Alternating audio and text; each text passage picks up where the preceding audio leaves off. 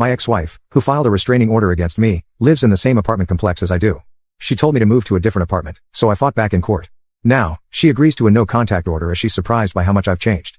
My ex-wife and I had a rocky marriage, and my alcoholism didn't help. She pushed for a divorce. We lived together during this divorce. One day, I found out she was dating another man. I snapped and hit her pretty hard. I was charged and spent 3 months in jail. I went to anger management, and I was also issued a 3-year restraining order. That was 2 years ago.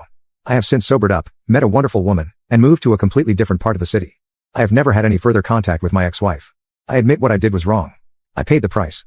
I've since re-established myself. The current woman with whom I've been in a relationship for 2 years is aware of my background. Unknown to me, my ex moved into my apartment complex about 5 months ago. She was with her now new husband, who had always lived here. I saw her in the lobby just before New Year's. She greeted me. I was shocked, but I said hello.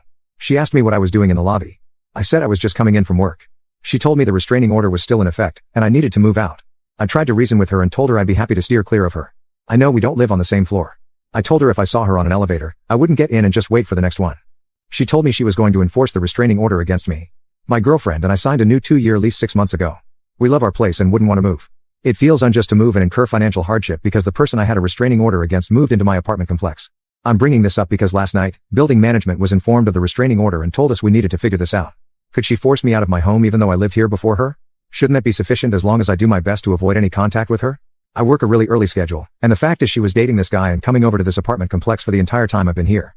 We ran into each other, and she's been living here full-time for 5 months, and we just recently crossed paths. I don't know what to do. Update 1.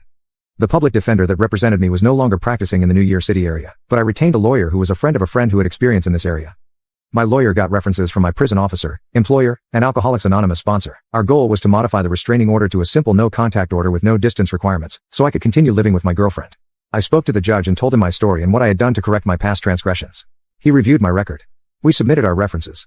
During this period, I slept on a friend's couch to avoid violating my protective order.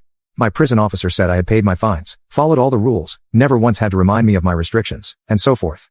He was impressed with my turnaround. My employer said that I was always early, never seemed to be under the influence or hangover from anything, and even at our company functions, was very open and honest about my sobriety and didn't partake in drinking. My sponsor said good things about me too, how he was impressed with my maturity and openness about my alcoholism. Then, the judge asked my ex-wife to speak. My ex-wife said she was shocked by my turnaround. She said it seemed unfair to her to require me to move because she had unknowingly moved into my building. She said that she no longer felt threatened by me. This surprised both my lawyer and me, as I expected my ex to want to keep the protective order in place. The judge said he wouldn't modify the protective order but lift it entirely as he felt it had served its purpose.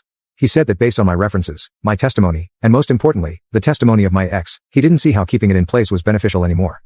He told my ex that if she ever felt threatened or in danger because of something I said or did, she could contact the police. The judge told me his main reason for lifting the order was to allow me to live in my current apartment. But he advised me it was a good idea to avoid contact with my ex to avoid potential complications. He reminded me it wouldn't take much to get another protective order put in place because of my past. I told the judge I had no intention of talking or contacting my ex. I was thrilled that I didn't have to move and get to stay with my current girlfriend. I moved back into my apartment with my girlfriend over the course of this weekend. I'm glad this was resolved.